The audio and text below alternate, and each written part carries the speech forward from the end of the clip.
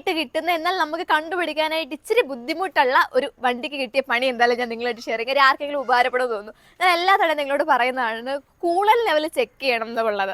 അപ്പോൾ അതുമായിട്ട് റിലേറ്റഡ് ആയിട്ട് നമുക്ക് കിട്ടിയ പണി എന്താണെന്ന് വെച്ചാൽ ഇന്ന് രാവിലെ ടൗണിൽ ചേച്ചി വാഗണാർ എടുത്തുകൊണ്ട് പോയി. അപ്പോൾ അതിന് ശേഷം വിട്ട് വണ്ടി ഓവർ ഹീറ്റ് കാണിക്കാൻ തുടങ്ങി. നമ്മൾ പ്രോപ്പറായിട്ട് സർവീസ് ചെയ്ത് മെയിൻറ്റെയിൻ ചെയ്ത് കൊണ്ടു നടക്കുന്ന വണ്ടിയാണ്.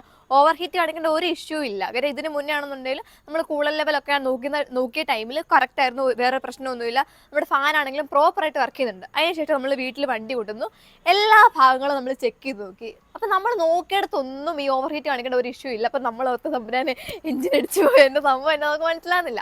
അതിനുശേഷം നമ്മൾ ആ പ്രശ്നം ഐഡൻറ്റിഫൈ ചെയ്തു. അത് ഐഡൻറ്റിഫൈ ചെയ്യാനായിട്ട് സത്യം പറഞ്ഞാൽ വളരെ മെനക്കേടുള്ളൊരു സ്ഥലത്താണ് ഈ പണി കിട്ടിയത്. അതായത് നമ്മുടെ റേഡിയേറ്റർ ടാങ്ക് ഉണ്ടല്ലോ, നമ്മുടെ റേഡിയേറ്ററിൻ്റെ ലോവർ ടാങ്കിൽ നിന്നും എഞ്ചിനുള്ളിലേക്ക് കൂളൻ്റ് പോകുന്ന ആ ഒരു പൈപ്പ്, അതെ ഇവിടെയായിട്ടാണ് ആ ഒരു പൈപ്പ് വരുന്നത്. അപ്പം ഇവിടെയൊക്കെയാണ് ഇപ്പോൾ ഒരു ലീക്ക് വരുന്നതെങ്കിൽ നമുക്കിത് കാണാനായിട്ട് പറ്റും. ഓക്കെ, ഇന്ന സ്ഥലത്തുനിന്ന് ലീക്ക്, ഇത് നമുക്കൊട്ടും കാണാൻ പറ്റില്ലാത്ത പോലെ. അതായത് ഇവിടുന്ന് നോക്കിയപ്പോൾ നമുക്ക് ഡയറക്റ്റ് കാണാൻ പറ്റില്ല. നമ്മൾ ലാസ്റ്റ് കണ്ണാടി ഉണ്ടല്ലോ, മുഖം നോക്കുന്ന കണ്ണാടി പിടിച്ചിട്ടാണ് ആ ഒരു ലീക്ക് എവിടെയാണെന്ന് കണ്ടുപിടിച്ചത്. അതായത് ഒരു പിൻ ഹോൾ സൈസിൽ ഇതിൻ്റെ ബാക്കിലായിട്ട് ചെറിയൊരു ലീക്ക് വന്നു. അപ്പോൾ 2 ദിവസമായിട്ട് നമ്മൾ ഈ വാഗണാറിന് ഓട്ടമില്ലാതെ കിടക്കുമായിരുന്നു.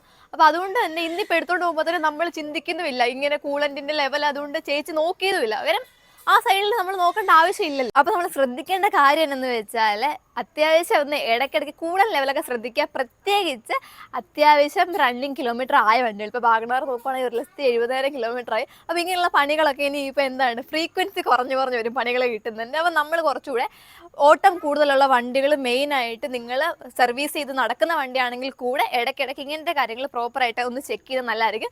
കാര്യം വെളിയിലോട്ട് എടുത്തുകൊണ്ട് പോയതിന് ശേഷം ഒരു പണി മേടിച്ച് വെക്കണ്ടല്ലോ. പിന്നെ ഇപ്പം നമ്മൾ സത്യം പറഞ്ഞാൽ ഈ ഒരു കംപ്ലൈൻറ്റ് കണ്ടുപിടിക്കുന്നതിന് മുന്നേ നമ്മൾ പല കാര്യങ്ങൾ അസ്യൂം ചെയ്തു. അയ്യോ എത്ര രൂപയുടെ പണി വരും ഇനി, കാര്യം എന്താ കംപ്ലൈൻറ്റ് നമുക്കറിയില്ല. എന്തായാലും നമ്മൾ കംപ്ലൈൻറ്റ് കണ്ടുപിടിച്ച് ഒരു 400-500 രൂപ താഴെ നിൽക്കുന്ന പണിയേ എന്തായാലും ഉള്ളൂ. ജസ്റ്റ് ആ പൈപ്പ് ഒന്ന് റെഡിയാക്കി കൂളൻ്റ് മാറിയാൽ മതി. അപ്പോൾ അതുമായിട്ട് റിലേറ്റഡ് ആയിട്ട് നിങ്ങളൊക്കെ ഷെയർ ചെയ്യാൻ പറ്റുന്ന എന്തെങ്കിലും കാര്യമുണ്ട് വീട്ടിൽ നമുക്ക് മാറാൻ പറ്റുമെങ്കിൽ അത് നിങ്ങളിലേക്ക് എത്തിക്കുന്നതായിരിക്കും.